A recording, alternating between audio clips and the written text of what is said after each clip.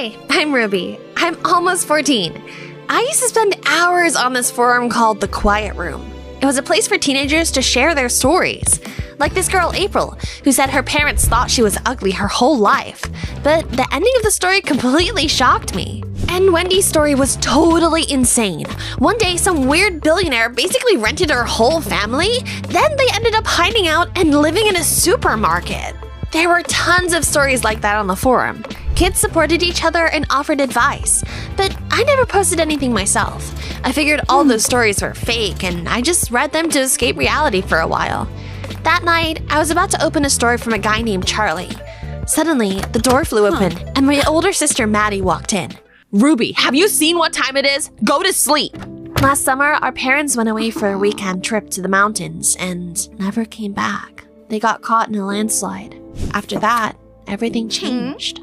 Maddie had to take care of me. And on top of that, there was work, bills, paperwork. She was only 20, but sometimes she looked like she'd already lived 100 years. So I wasn't mad at her. I knew Maddie was struggling, but I was struggling too. And I felt really lonely. I guess that's why I spent so much of my time on The Quiet Room. The next day, I finally read Charlie's story. He wrote that he had a girlfriend named Ophelia. She was the daughter of a powerful prison warden. Her father controlled her entire life. But one day, Ophelia stood up to him. After that, she disappeared. Charlie wrote that the police weren't doing anything. Everyone was scared of the prison warden because Nicholas Prescott had connections everywhere. So, Charlie was trying to find Ophelia on his own, if she was even still alive. This story is giving me the chills, though it's probably fake too. Before long, summer arrived. The anniversary of our parents' death was getting closer, and because of that, my sister was stressed all the time. Then, one day, she suddenly told me she was sending me to a girls' camp. The look on my face made it pretty obvious I wasn't thrilled, so Maddie softened a little. Ruby, I know you need me right now, but I have this really important project at work. Just give me a little time. After that, we'll do something together. I promise. We needed to hold on to what was left of our family, so I didn't argue. Okay, I'll go to camp.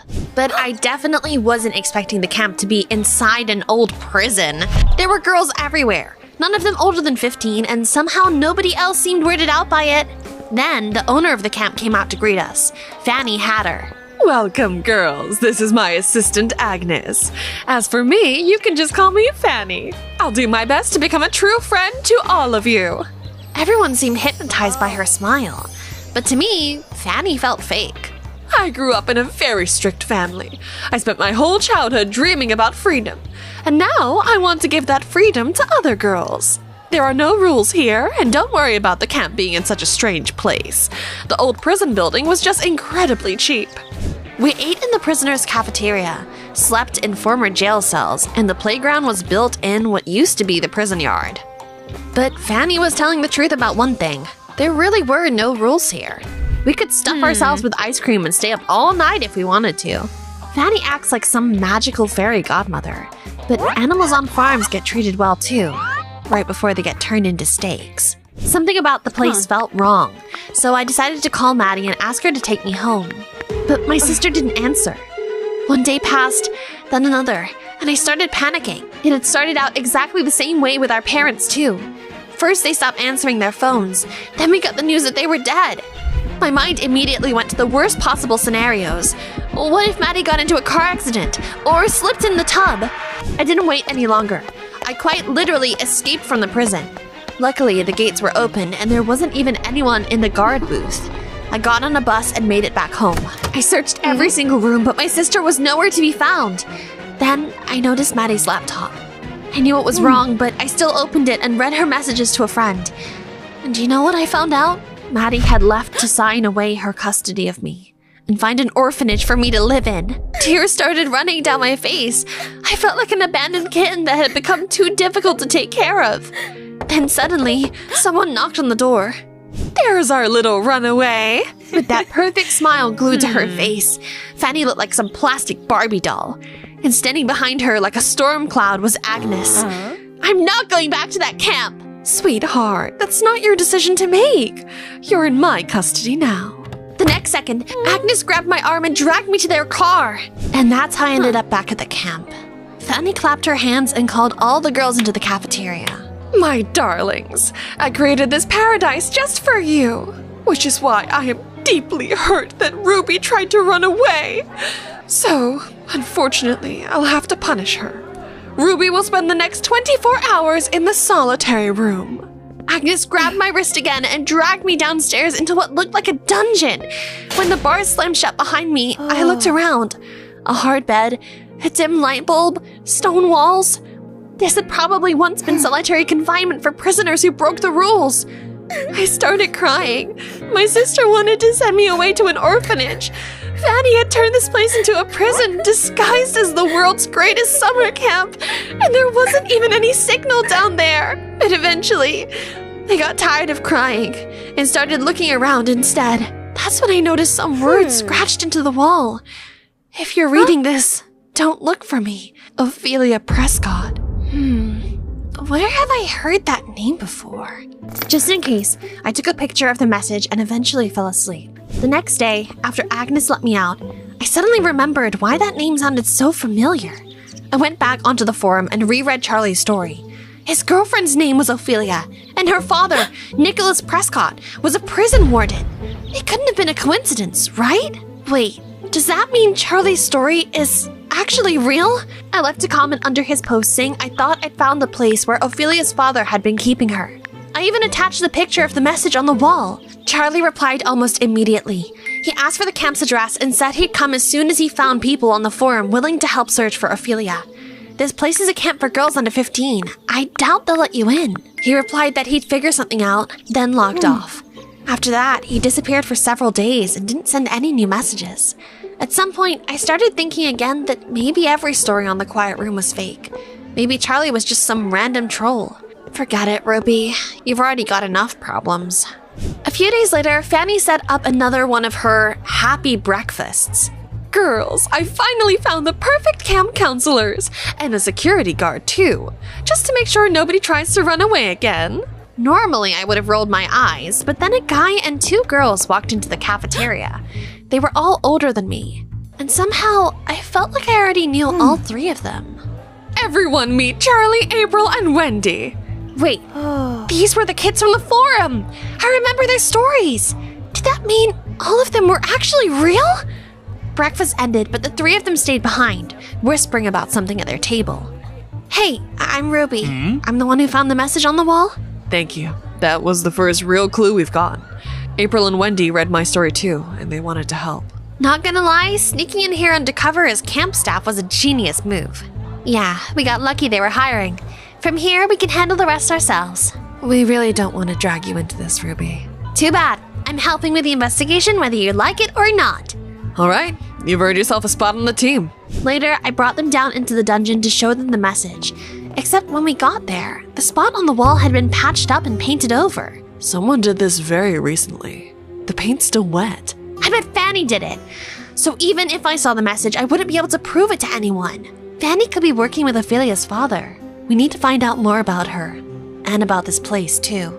Charlie and Wendy decided to dig into who Fanny really was. Meanwhile, April volunteered to search through old records and learn more about the prison itself. Okay, so what do I do? Maybe just keep an eye on Fanny so she doesn't suspect anything? Oh, sure. They just didn't want me getting in the way. But I was gonna prove I could be useful too. So I waited until Fanny went outside, then snuck into her office. I searched the desk drawers, the folders, the documents, some receipts, but there was nothing suspicious. Then I noticed something that sent chills down my spine. I shoved it into my pocket and ran to find the others.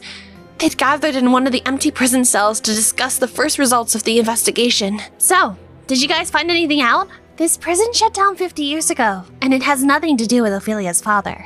But Fanny Hatter is a whole different story. There's literally no information about her before she opened this camp.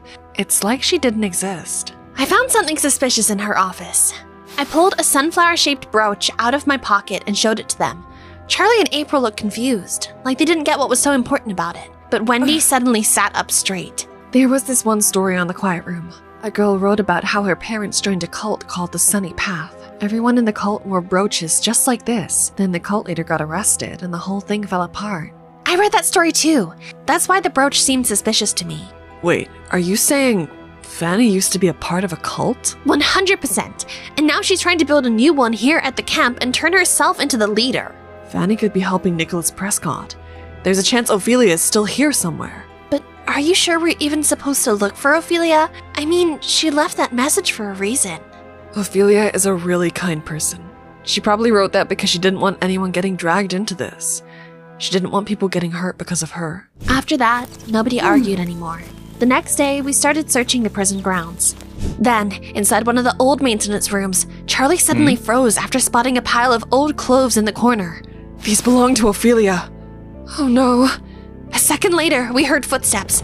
I barely managed to slip behind a row of metal lockers and stay hidden. Then Fanny walked in. Like always, she was smiling, but her eyes were as cold as a freezer. Sweetheart, you aren't supposed to be in here. Where's Ophelia? What did you do to her? Fanny's expression turned furious. So you really are spies. I knew something was off about you three. She fired all of them and kicked them out on the spot. I couldn't even say goodbye because Agnes escorted them all the way to the gates without taking her eyes off them for a second. So now I was on my own, and everything depended on me. I tried to act as quiet and invisible as possible while continuing to keep my eye on Fanny. Then, one day, I overheard her talking to Agnes. You're in charge today. I need to visit the cemetery. I'm going to visit Ophelia. I almost collapsed right there.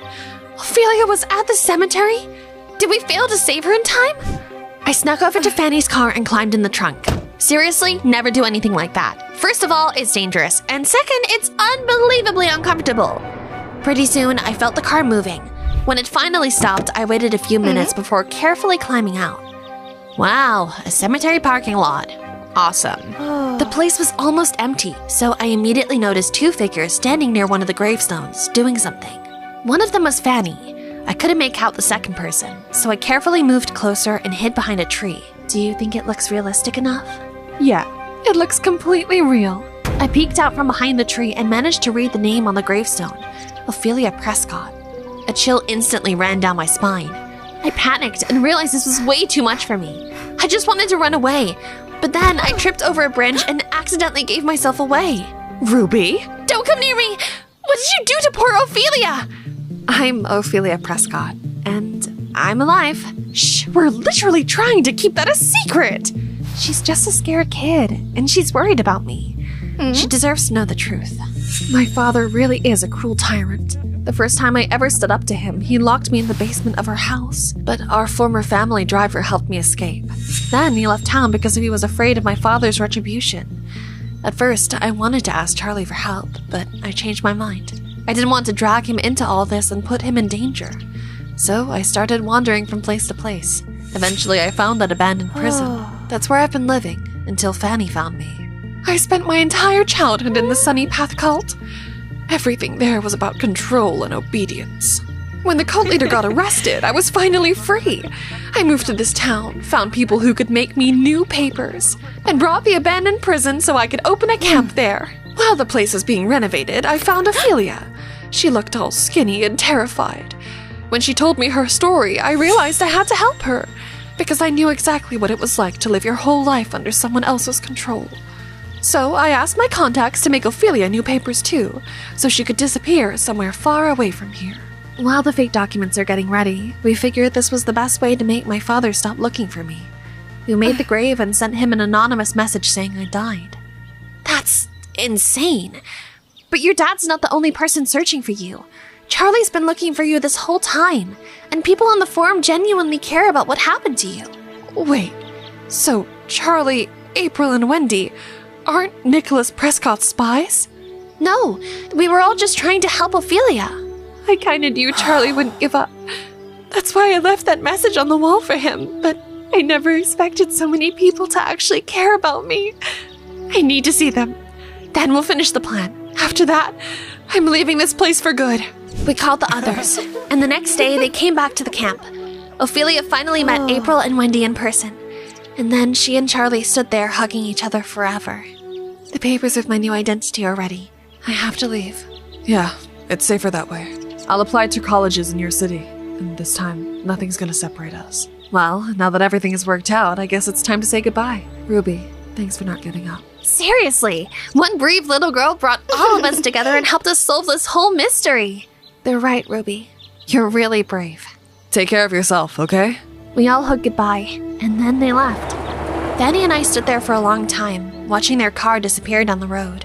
Sorry that I, thought all that bad stuff about you. You just seem really suspicious. I grew up in a very strange place, Ruby. That kind of thing leaves scars on a person. So sometimes I come across as different. But I should apologize too.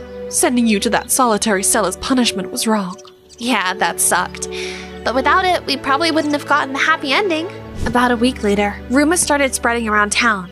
People said that when Nicholas Prescott received the anonymous message about his daughter's death and came to visit her grave, he had a stroke right there in the cemetery. Now he's paralyzed. Camp ended way faster than I expected. I said goodbye to everyone and walked over to Maddie. She hugged me tighter than she had in a really long time. I missed you so much, Ruby. The drive home felt awkward. I kept waiting for my sister to finally admit she wanted to send me to an orphanage. But instead, she just smiled and talked about how well her big project at work had gone. And once we got home, things were strangely normal. Maddie started acting like an actual older sister again. She joked around, cooked my favorite spaghetti, took me shopping. It all felt so weird. So eventually, I decided to check her laptop again and read her messages. Maddie wrote that she'd almost signed the papers to send me away to an orphanage, but changed her mind at the last second. Giving up on Ruby would have just meant running away from my problems.